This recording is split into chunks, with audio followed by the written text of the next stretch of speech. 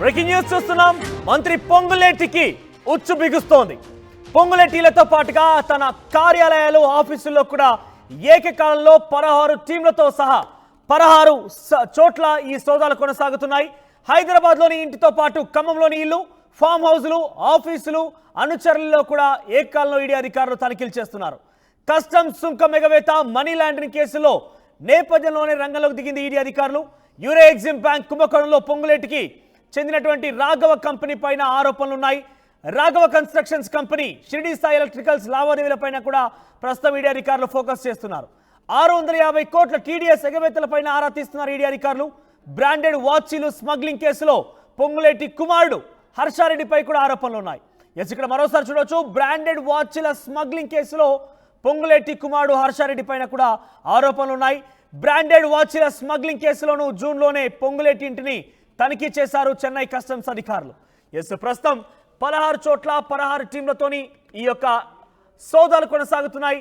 Ponguleti target గా సోదాలు నిర్వహిస్తున్నారు. అధికార పార్టీకి సంబంధించినటువంటి కీలకమైన ఎమ్మెల్యే, కీలకమైన మంత్రి, కీలక శాఖల వివరిస్తున్నటువంటి మంత్రికి సంబంధించినటువంటి ఇళ్లలో, కార్యాలయాల్లో సోదాల విషయంలో పెద్ద ఎత్తున ఆందోళన కలిగిస్తోంది. ఒకసారిగా 16 టీంలుగా 16 బృందాలుగా విడిపోయి 16 చోట్ల ఈ యొక్క సోదాలు కొనసాగిస్తున్న నేపథ్యంలో పెద్ద ఎత్తున ఆందోళన కలిగిస్తోంది. కాంగ్రెస్ పార్టీ ప్రభుత్వంలో కావచ్చు, కాంగ్రెస్ పార్టీ కార్యకర్తల్లో కావచ్చు, పెద్ద ఎత్తున ఆందోళన నెలకొంది.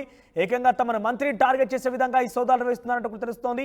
యూరో ఎగ్జిమ్ బ్యాంక్ కుంభకోణం విషయంలో కావచ్చు, రాఘవ కన్స్ట్రక్షన్ సంబంధించిన విషయంలో కావచ్చు, షిరిడి సాయి ఎలక్ట్రికల్ సంబంధించిన విషయంలో కావచ్చు. మరోవైపు ఆయన టీడీఎస్ చెల్లింపుల్లో కూడా అనేక అక్రమాలకు పాల్పడి తెలుస్తోంది. కుమారుడు ఖరీదైనటువంటి వాచ్ల సంబంధించినటువంటి లావాదేవీల విషయాల్లో కూడా, ఖరీదైన వాచ్ల స్మగ్లింగ్ విషయంలో కూడా ఆరోపణలు ఎదుర్కొన్న నేపథ్యంలో వీటన్నిటి విషయాల్లో కూడా ప్రస్తుతం సోదాలు కొనసాగుతున్నట్టు తెలుస్తోంది. పొంగులేటి ఇంటి దగ్గర నుంచి మా ప్రతినిధి మధు అందుబాటులో ఉన్నారు. మధు, ఎటువంటి చర్చ కొనసాగుతుంది? పొంగులేటి ఇంటి దగ్గర ఎటువంటి హడావిడి నెలకొంది? ప్రస్తుతానికి అక్కడ తాజా అప్డేట్స్ ఏంటి? ఎగ్జాక్ట్లీ మొత్తం 16 చోట్ల దాడులు జరుగుతూ ఉన్నాయి కాబట్టి ఇంకా కొన్ని బృందాలు కూడా ఖమ్మం బయలుదేరాయి. ఇప్పుడే పొంగులేటి వర్గాలు దీన్ని రూఢీ చేసుకున్నాయి. పొంగులేటి శ్రీనివాస్ రెడ్డి మినిస్టర్ క్వార్టర్స్లో ఉన్నారు. అక్కడి నుంచి కుటుంబ సభ్యులతో, ఆయనకు సంబంధించినటువంటి సిబ్బందితో, ఆయన కార్యాలయాలకు సంబంధించిన సిబ్బందితో ఫోన్లో మాట్లాడుతున్నారు, డీటెయిల్స్ తెలుసుకుంటున్నారు. అసలు ఈడీ ఎంట్రీ చాలా సైలెంట్గా ఉంటుంది, పంజా విసిరినట్టు ఉంటుంది. ఈడీ ఎప్పుడు దాడులు చేసినా కూడా దేశవ్యాప్తంగా, హైదరాబాద్లో కూడా మంత్రి పొంగులేటి నివాసం పైన, కార్యాలయాల పైన, రాఘవ కన్స్ట్రక్షన్స్, రాఘవ ప్రైడ్, తర్వాత షిరిడి సాయి ఎలక్ట్రికల్స్, వీటన్నిటిపైన దాడులు చేసినటువంటి సందర్భంలో పంజా విసిరారు 16 బృందాలు. ఇక్కడ ఉన్నటువంటి రాష్ట్ర ప్రభుత్వానికి సంబంధించినటువంటి ఇంటెలిజెన్స్ ఐబీ విభాగానికి కూడా తెలియకుండా ఈడీ అధికారులు ఎంట్రీ అయ్యారు. వాళ్ళు వచ్చి బృందాలుగా విడిపోయారు. డైరెక్ట్గా ఉదయం 6 గంటలకు నుంచి ఈ దాడులు కొనసాగిస్తూ ఉన్నారు అన్ని కార్యాలయాల్లో ఏకకాలంలో ఒకేసారి. ఇప్పుడు ప్రస్తుతం జూబ్లీ హిల్స్లో ఉన్నటువంటి మంత్రి పొంగులేటి శ్రీనివాసరెడ్డి నివాసం వద్ద కూడా మొత్తం 7 ఈడీ అధికారులు వచ్చారు. ఇక్కడ 7 వచ్చారు ఒక బృందంలో. స్థానిక పోలీసులు వీడియో ఫుటేజ్ ఆధారంగా ఇక్కడ లోపల వీరంతా కూడా తనిఖీలు చేస్తూ ఉన్నటువంటి సిచ్యువేషన్ ఉంది. షాక్కు గురయ్యారు మంత్రి పొంగులేటి. విషయం తెలియడంతో ఆయన ఏం జరుగుతుందో తెలుసుకునే ప్రయత్నం చేశారు. డీటెయిల్స్ తెలుసుకున్న తర్వాత డైరెక్ట్గా తన కార్యాలయ సిబ్బందికి, బంధువులకు ఫోన్ చేసి డీటెయిల్స్ అడిగి తెలుసుకున్నారు. ప్రస్తుతం పొంగులేటి నివాసం వద్ద కూడా దాడులు చేస్తూ ఉన్నారు. మనం చూస్తూ ఉన్నాం. కేంద్ర బలగాలు భారీగా ఇక్కడ లోపల ఉన్నాయి, తర్వాత కింద ఉన్నారు, పైన బిల్డింగ్ పైన కూడా ఉన్న స్థానిక పోలీసులకు సంబంధించినటువంటి వారితో సమాచారంతో లోపల వీడియో ఫుటేజ్ ఆధారంగా డీటెయిల్స్ తెలుసుకుంటున్నారు. అయితే 6 గంటలకు దాడులు నిర్వహించిన సమయంలో ఎవరు ఇక్కడ లేరు.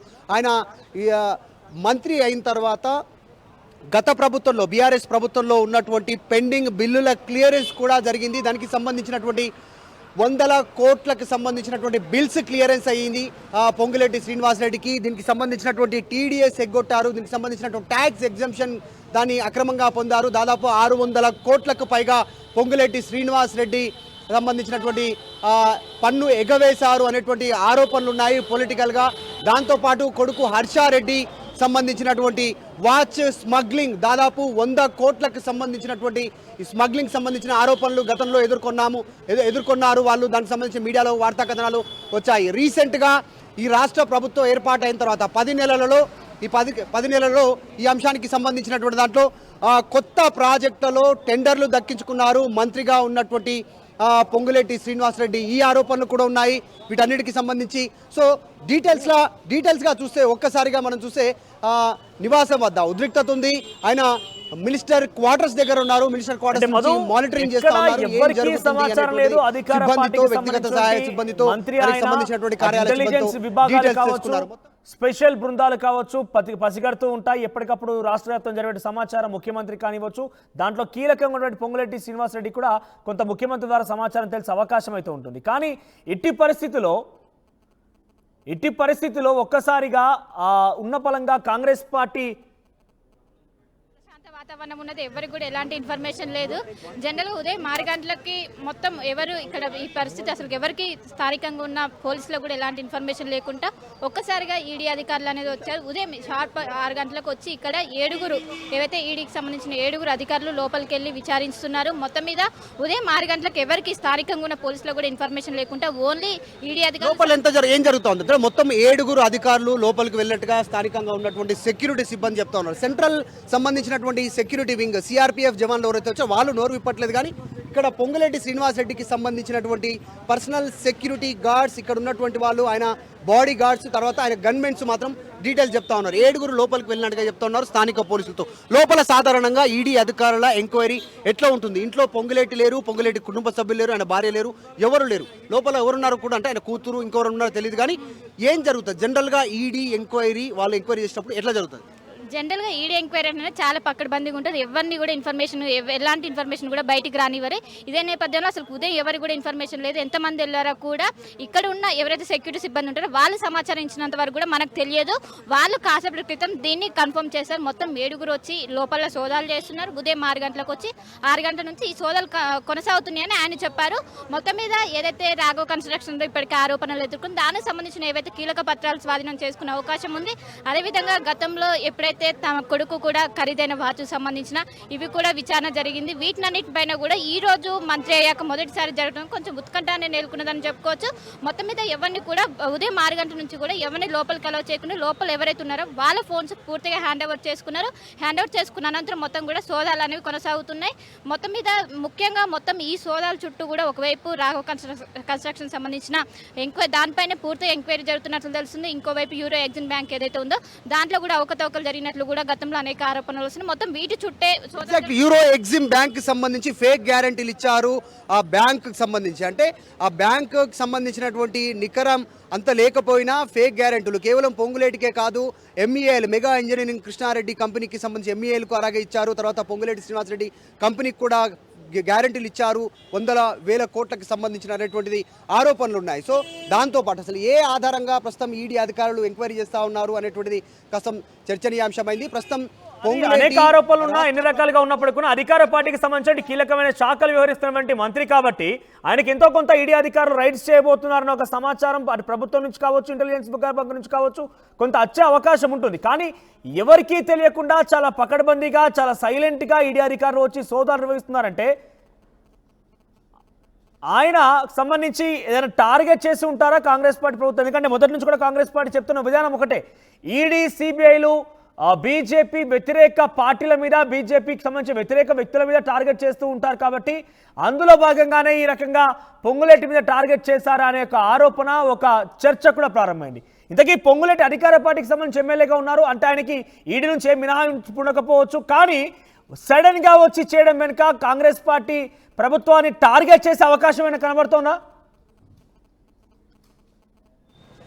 ఎగ్జాక్ట్లీ. అసలు పొంగులేటి శ్రీనివాసరెడ్డి కాంగ్రెస్ ప్రభుత్వంలో నెంబర్ 2గా చలామణి అవుతున్నారు. డిప్యూటీ సీఎం బట్టి విక్రమార్క ఉన్నప్పటికీ కూడా ముఖ్యమంత్రి తర్వాత అత్యంత ప్రాధాన్యత కలిగినటువంటి రాష్ట్ర మంత్రివర్గంలో క్యాబినెట్ ర్యాంక్ ఉన్నటువంటి మంత్రి పొంగులేటి పేరు చలామణిలో ఉంది కాంగ్రెస్ ప్రభుత్వంలో, కాంగ్రెస్ పార్టీలో, రాష్ట్రంలో. సో ఆయన పైన దాడులు జరగడం వెనకాల ప్రస్తుతం ఒక్కసారిగా కాంగ్రెస్ ప్రభుత్వము, కాంగ్రెస్ క్యాడర్ షాక్కు గురైంది. ఎందుకంటే ఒక్కసారిగా వైబ్రేట్ అవుతున్నటువంటి సిచ్యువేషన్ ఉంది. రాష్ట్రంలో 10 నెలలు అవుతా ఉంది అధికారంలో వచ్చి. వాళ్ళు కొన్ని స్కీమ్స్ పైన, కొన్ని డెవలప్మెంట్ పైన ఫోకస్ పెడుతున్న నేపథ్యంలో రాష్ట్ర మంత్రి పైన నెంబర్ 2గా చెప్పుకుంటున్నటువంటి పొంగులేటి శ్రీనివాసరెడ్డి పైన ఈడీ దాడులు చేయడం, ముఖ్యంగా ఇక్కడ రాష్ట్రంలో ఉన్నటువంటి కనీస ఇంటెలిజెన్స్ విభాగానికి కనీసం పసిగట్టలేనటువంటి సిచ్యువేషన్లో ఈడీ ఇక్కడ ఎంట్రీ కావడం, ఏకకాలంలో 16 చోట్ల దాడులు నిర్వహించడం ప్రస్తుతం కాంగ్రెస్కి షాక్ అని చెప్పాలి. అయితే పొంగులేటి మినిస్టర్ క్వార్టర్స్లో ఉన్నారు. మినిస్టర్ క్వార్టర్స్ అధికారిక నివాసం. అక్కడ ఆయనతో పాటు చాలామంది మంత్రులు, ప్రభుత్వ సలహాదారులు వాళ్ళంతా కూడా అక్కడ మంత్రి విప్పులు తర్వాత మా మినిస్టర్ క్వార్టర్స్లో ఉంటున్నారు. ఆయన కొద్దిసేపటి క్రితం బయటికి వెళ్ళారు. ఉదయం నుంచి అక్కడే ఉన్నప్పటికీ కూడా కొద్దిసేపటి క్రితం వెళ్ళి 10 మినిట్స్ అవుతా ఉంది. మళ్ళీ మంత్రి పొంగులేటి మినిస్టర్ క్వార్టర్స్ లోపే ఆయన క్వార్టర్స్లోకి తిరిగి లోపలికి వెళ్ళారు. అక్కడ భారీగా సిబ్బంది ఆయనకు సంబంధించినటువంటి సహచరులు ఆయనకు సంబంధించినటువంటి అనుచరులు చేరుకుంటున్నారు. ఏం జరిగింది అడిగి తెలుసుకునే ప్రయత్నం చేస్తూ ఉన్నారు. ఆయన మాత్రం ఎవరికీ అందుబాటులోకి రాలేదు. మినిస్టర్ క్వార్టర్స్లో ఉన్నటువంటి ఫస్ట్ ఫ్లోర్లోకి వెళ్ళిపోయారు. అక్కడ నుంచి మానిటరింగ్ చేస్తున్నట్టుగా మన దగ్గర సమాచారం ఉంది. సో మంత్రి పొంగులేటి షాక్ లో ఉన్నారు. కుటుంబ సభ్యులంతా కూడా ఆందోళన పడతా ఉన్నారు. వారి ఫోన్లు రైట్స్ పైన పొంగులేటి శ్రీనివాస్ రెడ్డి కానివచ్చు, కాంగ్రెస్ పార్టీ పెద్దల్లో కావచ్చు, ఎటువంటి రియాక్షన్ వస్తోంది? ఎగ్జాక్ట్లీ ఈ రోజంతా బిజీ షెడ్యూల్. రాష్ట్ర ప్రభుత్వానికి సంబంధించిన పెద్దలు బిజీ షెడ్యూల్ గడపనున్నారు. ఒకవైపు ముఖ్యమంత్రి, మరొక వైపు మంత్రులు, మరొక వైపు కాంగ్రెస్ పార్టీ ఆఫీస్, గాంధీ భవన్లో ఉత్తమ్ కుమార్ రెడ్డి, మిగతా ప్రాంతాల్లో దీనికి సంబంధించినటువంటి కార్యక్రమాలు, చాలా ప్రజావాణి కార్యక్రమాలు. ఈరోజు మంత్రివర్గము తర్వాత ప్రభుత్వ పెద్దలు అంతా బిజీ షెడ్యూల్లో ఉన్నారు. ఒక్కసారిగా విషయం తెలవడంతో అంతా షాక్ గురైనటువంటి సిచ్యువేషన్ ఉంది. మంత్రి పొంగులేటి నివాసంలో దాడులు జరిగితే నెక్స్ట్ టార్గెట్ ఎవరు, నెక్స్ట్ ఇంకొవరు పైన దాడులు జరిగే అవకాశం ఉంది. ఎందుకు ఈడీ దాడులు చేస్తూ ఉంది, కంప్లైంట్ చేసింది ఎవరు, ఏ ఆధారంగా చేస్తూ ఉన్నారు, ఏ అంశాలను వాళ్ళు ఫోకస్ చేస్తూ ఉన్నారు ఈడీ అధికారులు అనేటువంటిది. ఎందుకంటే సహజంగానే మంత్రి పొంగులేటి కాంట్రాక్టర్, A1 కాంట్రాక్టర్, చాలా పెద్ద కాంట్రాక్టులు చేస్తారు. ఆయన కాళేశ్వరానికి సంబంధించినటువంటి ప్రాజెక్టులో కూడా ఆయనకు భాగస్వామ్యం ఉంది. కాంట్రాక్టర్గా వందల వేల కోట్లకు సంబంధించిన పనులు మంత్రి పొంగులేటి గతంలో చేశారు బీఆర్ఎస్ ప్రభుత్వంలో ఉన్నప్పుడు. ఈ ప్రభుత్వంలోకి వచ్చిన తర్వాత, కాంగ్రెస్ అధికారంలోకి వచ్చిన తర్వాత ఆ పెండింగ్ బిల్స్ క్లియర్ చేశారు. గతంలో ఆ పెండింగ్ బిల్లులు క్లియర్ చేయనందుకే బీఆర్ఎస్ పార్టీని వీడారు, బీఆర్ఎస్ పార్టీకి దూరంగా ఉన్నారు అనేటువంటిది వారిగా చర్చ ఉంది. సో ఆయన పార్టీ మారారు, కాంగ్రెస్ అధికారంలోకి వచ్చింది, ఇక్కడ కీలకంగా మంత్రిగా ఉన్నారు, అత్యంత కీ రోల్ పోషిస్తున్నారు. తెలంగాణ కాంగ్రెస్ ప్రభుత్వంలో ఆయన నెంబర్ 2గా చలామణి అవుతున్నారు. ముఖ్యమంత్రి రేవంత్ రెడ్డి తర్వాత అత్యంత ప్రాధాన్యత ఆయనకే ఉంది మంత్రివర్గంలో అనేటువంటిది సంబంధించి పలు ఆరోపణలు ఎదుర్కొన్నప్పుడు కావచ్చు, యూరో ఎగ్జిమ్ బ్యాంక్ సంబంధించిన అంశం అప్పుడు కావచ్చు, మంత్రి మాట్లాడుతూ ఇది నేను పట్టించుకోవడం లేదు, చాలా రోజులుగా మా సోదరుడు ప్రసాద్ రెడ్డి ఈ వ్యవహారాలు చక్కదిస్తున్నారంటూ చెప్పుకొచ్చారు. కాబట్టి ప్రస్తుతం రాఘవ కన్స్ట్రక్షన్ ఆ కార్యాలయంలో కూడా సోదాలు నిర్వహిస్తున్న నేపథ్యంలో ప్రసాద్ రెడ్డి అక్కడ అందుబాటులో ఉన్నారా, ఆయన ఎక్కడ సంప్రదిస్తున్నారా, ఆయన ఎవరన్నా మాట్లాడించే ప్రయత్నం చేశారా? ఎగ్జాక్ట్లీ అంటే సాధారణంగా ఇక్కడ మనోజ్ ఈడీ ఎంట్రీ చాలా సైలెంట్గా ఉంటుంది, చాలా చక్కగా వాళ్ళు ఎవరికి సంబంధం లేకుండా ఎవరిని టచ్ చేయకుండా వాళ్ళు పని చేసుకుంటూ పోతారు. మిగతా వారిని లోపల నివాసంలో ఉన్నటువంటి వారిని కనీసం బయటికి కూడా రానివారు. ఎంక్వైరీ పూర్తయ్యేంత వరకు ఎన్ని గంటలు సోదాలు నిర్వహిస్తే వారి ఫోన్లు స్వాధీనం చేసుకుంటారు. వారి సమక్షంలోనే వీడియో ఫుటేజ్ సమక్షంలో సోదాలు ఉంటాయి. కీలక డాక్యుమెంట్స్ కానీ, ఒకవేళ డిజిటల్ డాక్యుమెంట్స్కి సంబంధించి హార్డ్ డిస్కులు కానీ, కంప్యూటర్లు కానీ, ల్యాప్టాప్లు కానీ, ఎలక్ట్రానిక్ డివైసెస్ కానీ ఉంటే వాటి ఆధ్వర్యం వాటిని కూడా తీసుకొని పంచనామా చేస్తారు. డీటెయిల్స్ సంతకాలు తీసుకుంటారు. వారి ఆధ్వర్యంలో ఫుటేజ్ ఉంటుంది. స్థానిక పోలీసులు ఉంటారు సాక్ష్యంగా. వాళ్ళకు చాలా నీట్గా వారి పని చేసుకుంటూ పోతారు. ఆ సమయంలో మాత్రం ఎవరికి బయటికి అనుమతి ఇవ్వరు. ఒక్కసారి వారు గేటు లోపలికి ఎంట్రీ అయిపోయారంటే పూర్తిగా వారి స్వాధీనంలో ఉంటుంది. అలాంటి పక్కడ్బందీగా అనుమతితో వాళ్ళు ఇక్కడికి స్థానికంగా వస్తారు. ఈడీ ఎక్కడికైనా ఎంటర్ అవుతా ఉంది. ఈడీ ఎక్కడికైనా ఎంటర్ అయ్యేటువంటి అనుమతులు వారికి ఉంటాయి ఒక్కసారి. ఎందుకే ఏకకాలంలో 16 ప్రాంతాల్లో వాళ్ళు దాడులు నిర్వహిస్తూ ఉన్నారు. డైరెక్ట్గా కొద్దిసేపటి తర్వాత మంత్రి పొంగులేటి మీడియాతో మాట్లాడేటువంటి అవకాశం ఉందనేటువంటిది మనకు సమాచారం అందుతుంది. మీడియాతో మాట్లాడడానికి ఆయన కాంగ్రెస్ పెద్దలతో మాట్లాడుతూ ఉన్నారు. వారు ఇచ్చినటువంటి సూచనల మేరకు మంత్రి పొంగులేటి మరికొద్దిసేపట్లోనే ఎలక్ట్రానిక్ ప్రింట్ మీడియాతో కొద్దిసేపట్లో ఆయన మీడియా సమావేశంలో మాట్లాడినట్టుగా ఆయన వ్యక్తిగత సిబ్బంది, ఆయన PR సిస్టమ్ చెప్పే ప్రయత్నం చేస్తూ ఉన్నారు. సో పొంగులేటి వివరాలు తెలుసుకుంటున్నారు. ఇప్పటివరకు ఏం దొరికింది, ఏ అంశాల ఆధారంగా ఈడీ దాడులు చేస్తూ ఉందని గతంలో కూడా చూసాం. ఈడీ నాపైన దాడులు చేస్తుంది అనేటువంటి ఒక స్టేట్మెంట్ చేశారు. ఈడీ ఫస్ట్ టైం కాదు తెలంగాణలో దాడులు చేయడం. గతంలో తెలంగాణలో ఉన్నటువంటి అనేక సంబంధించినటువంటి తెలంగాణ రాష్ట్ర ప్రభుత్వంలో గత ప్రభుత్వంలో మంత్రిగా ఉన్నటువంటి అప్పుడు మల్లారెడ్డి పైన దాడులు నిర్వహించారు. తర్వాత మనం చూసాము పటాన్చెరు ఎమ్మెల్యే గూడెం మహిపాల్ రెడ్డికి సంబంధించినటువంటి అంశంలో అక్కడ ఈడీ దాడులు చేశారు, కేసు ఫైల్ చేశారని ఢిల్లీ చుట్టూ తిరిగారు. సో వరుసగా తెలంగాణ పైన ఈడీ ఫోకస్ చేస్తా ఉంది. ఇక్కడ వస్తున్నటువంటి అవినీతి ఆరోపణలు, ట్యాక్స్ ఎగ్జంప్షన్, ట్యాక్స్ ఎగ్గొట్టడం, వీటన్నిటిపైన ఫోకస్ చేస్తాం. దాడుల్లో తన కుమారుడికి సంబంధించిన హర్షారెడ్డి చాలా వరకు విలువైనటువంటి వాచెస్ ని చెన్నై నుంచి తీసుకొచ్చి కస్టమ్ అధికారులను కొంత పొంగులేటి ఇంటిని తనిఖీ చేస్తారు కస్టమ్ అధికారులు కూడా చూసాం. సో తాజాగా ఇప్పుడు హర్షారెడ్డిపై ఈడీ అధికారులు ఎంక్వైరీ చేసి ఆయన విచారించే అవకాశం ఉందా? ఈ విషయం మీద ఆయన అందుబాటులో ఉన్నారా? ఎగ్జాక్ట్లీ గతంలో ఆరోపణలు వచ్చాయి. చెన్నైకి సంబంధించినటువంటి ఆ ప్రాంతం నుంచి, ఆ పోర్టు ప్రాంతం నుంచి ఆయన అత్యంత ఖరీదైనటువంటి వాచ్లను ట్యాక్స్ ఎగ్గొట్టి దీనికి సంబంధించినటువంటి ఏదైతే ప్రభుత్వానికి చెల్లించకుండా ఇక్కడ దిగుమతి చేసుకున్నారు. దానికి సంబంధించినటువంటి ఆయన సర్కిల్లో వాచ్లు సర్క్యులేట్ చేశారు. దానివల్ల 100 కోట్లకు సంబంధించినటువంటి ప్రభుత్వానికి నష్టం చేకూర్చింది. అత్యంత ఖరీదైనటువంటి వాచ్లు అనేటువంటి వార్తా కథనాలు వచ్చాయి. తర్వాత కాంగ్రెస్ పార్టీ అధిష్టానంతో మాట్లాడారు. వివరించుకునే ప్రయత్నం చేయాల్సినటువంటి సిచ్యువేషన్ ఏర్పడింది. అప్పుడు హర్షారెడ్డి తన కుమారుడు చేసినటువంటి ఈ వాచ్కి సంబంధించినటువంటి అంశంలో. సో దాని తర్వాత కాస్త సైలెంట్ అయినప్పటికీ కూడా దానిపైన కొద్దిమంది స్థానికంగా ఉన్నటువంటి వాళ్ళు పొలిటికల్ రైవల్స్ ఆయన పైన కంప్లైంట్ చేశారు. తర్వాత ఆయన ట్యాక్సీ ఎగ్జంప్షన్కి సంబంధించి రీసెంట్గా ఆయన టెండర్స్ ప్రక్రియకి సంబంధించి గత ప్రభుత్వానికి సంబంధించిన బిల్లుల క్లియరెన్స్కి సంబంధించి దాదాపు 600 కోట్ల ఎగ్జంప్షన్ తీసుకున్నారు. ఆయన అది ప్రభుత్వానికి గండి కొట్టారు అనేటువంటి అన్ని ఆరోపణలు ఉన్నాయి. కొద్దిసేపట్లో ఈడీ అధికారులు వ్యక్తిగతంగా దీనికి సంబంధించినటువంటి ఒక నోట్ ఏమైనా ఆయన ఏ మేర ఇన్ని మేర సోదాలు ఎక్కడెక్కడ ఏమేమి స్వాధీనం చేసుకున్నారనేటువంటి వాళ్ళు నోటు విడుదల చేసే అవకాశం ఉంటుంది. సో మంత్రి పొంగులేటి పైన ఈడీ దాడులు చేయడం అనేటువంటిది కాంగ్రెస్ పార్టీ ప్రభుత్వం ప్రస్తుతం కలవరపాటుకు గురవుతోంది. రాష్ట్రంలో ప్రభుత్వం ఏర్పాటు తర్వాత జరుగుతున్నటువంటి మొట్టమొదటి ఈడీ రైడ్ ఇది. తెలంగాణ మంత్రుల పైన ఆయన గతంలో ఎన్నికల సమయంలో జరిగింది, కానీ ఇప్పుడు మంత్రి అయిన తర్వాత ఇది మొట్టమొదటి ఈడీ రైడ్ కావడంతో కాంగ్రెస్లో కాస్త పెద్దలు మంత్రులు కలవరపాటుకు గురవుతా ఉన్నటువంటి సిచ్యువేషన్ ఉంది. దీనిపైన ప్రభుత్వ పెద్దలు వర్గాలు కూడా ఆరా తీస్తూ ఉన్నాయి. ఈడీ రైడ్స్ పైన ముఖ్యమంత్రి కావచ్చు, మిగతా మంత్రులు కావచ్చు, దీనిపైన మాట్లాడుకున్నటువంటి పరిస్థితి ఉంది. ఈరోజు ఓవరాల్గా మంత్రివర్గం అంతా, ముఖ్యంగా ప్రభుత్వంలో ఉన్నటువంటి పెద్దలంతా బిజీ షెడ్యూల్ ఉన్నటువంటి కారణంగా అందరూ ఒకే దగ్గర కలుస్తున్నారు. దామోదర్ రాజనరసింహ, మంత్రి పొంగులేటి, మంత్రి పొన్నం ప్రభాకర్, తర్వాత ఉత్తమ్ కుమార్ రెడ్డి, మంత్రులంతా కూడా ఒక కార్యక్రమంలో గ్యాదర్ అవుతా ఉన్నారు. దీని గురించి మాట్లాడుకునేటువంటి సిచ్యువేషన్ ఉంది. వాళ్ళు కూడా వివరణ ఇచ్చే అవకాశం ఉంది. కానీ సాధారణంగా పొలిటికల్ లైన్ కింద సాధారణంగా ప్రతిపక్షాలపైన మోడీ ఈడీ దాడులు చేపిస్తున్నటువంటి చెప్పే ప్రయత్నం చేయొచ్చు. కానీ ఈ దాడులు పైన ప్రస్తుతం పెద్ద ఎత్తున చర్చ కొనసాగుతోంది. కాంగ్రెస్ ప్రభుత్వంలో జరుగుతున్నటువంటి మొట్టమొదటి ఈడీ దాడితో పొంగులేటి నివాసం కార్యాలయాలతో పాటుగా ఆయన అనుచరుల ఇళ్ల పైన కూడా దాడి జరుగుతుందని తెలుస్తోంది. సో అనుచరుల ఇల్లు అంటే ఖమ్మంలో జరిగే అవకాశం ఉందా? హైదరాబాద్లో ఇంకేదైనా చోట జరుగుతున్నాయా? ఆల్రెడీ ఖమ్మంకి సంబంధించి దాడులు కొనసాగుతూ ఉన్నాయి. మరికొన్ని బృందాలు హైదరాబాద్ నుంచి ఖమ్మం బయలుదేరాయి.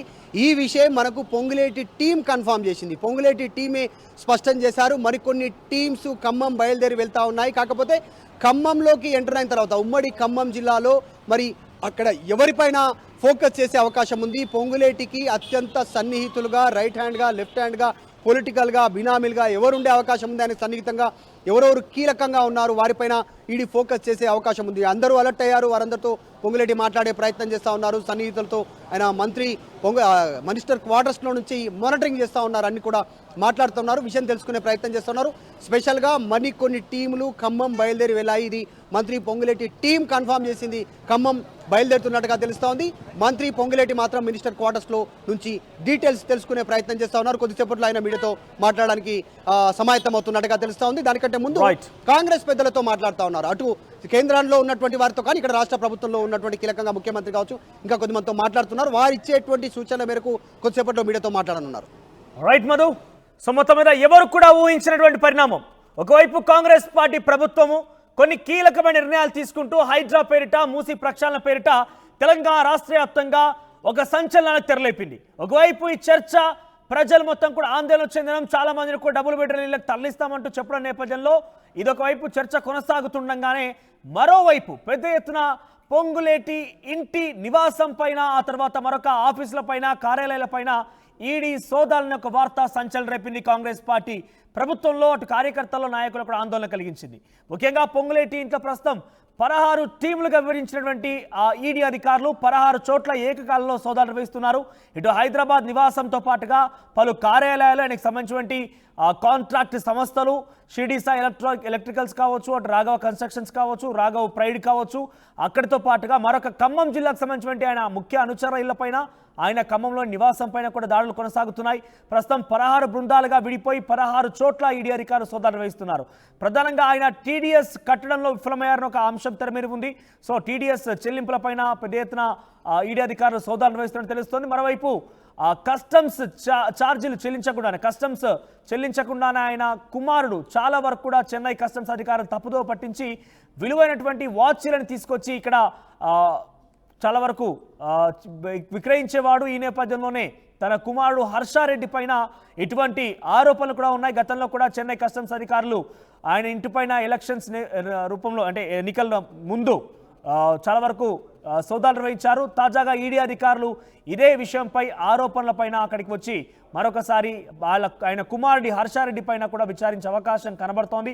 650 కోట్ల రూపాయల టీడీఎస్ ఎగవేశాడు పొంగులేటి శ్రీనివాస్ రెడ్డి అంటూ కూడా ఈడీ అధికారులు ఆరా తీసే అవకాశం కనబడుతోంది. సో మొత్తం మీద బ్రాండెడ్ వాచ్ల స్మగ్లింగ్ కేసులో కావచ్చు, ఆ తర్వాత టీడీఎస్ చెల్లింపు విషయంలో కావచ్చు, రాఘవ కన్స్ట్రక్షన్స్, రాఘవ ప్రైడ్కి సంబంధించినటువంటి షిరిడి సాయి ఎలక్ట్రికల్ సంబంధించినటువంటి విషయాల్లో కావచ్చు, మరోవైపు చాలా కీలకమైంది యూరో ఎగ్జిమ్ బ్యాంక్ సంబంధించిన అంశాల్లో కావచ్చు. ఈ అన్ని కీలక విషయాల్లో కూడా పొంగులేటి శ్రీనివాస్ రెడ్డి పైన వస్తున్న ఆరోపణలు,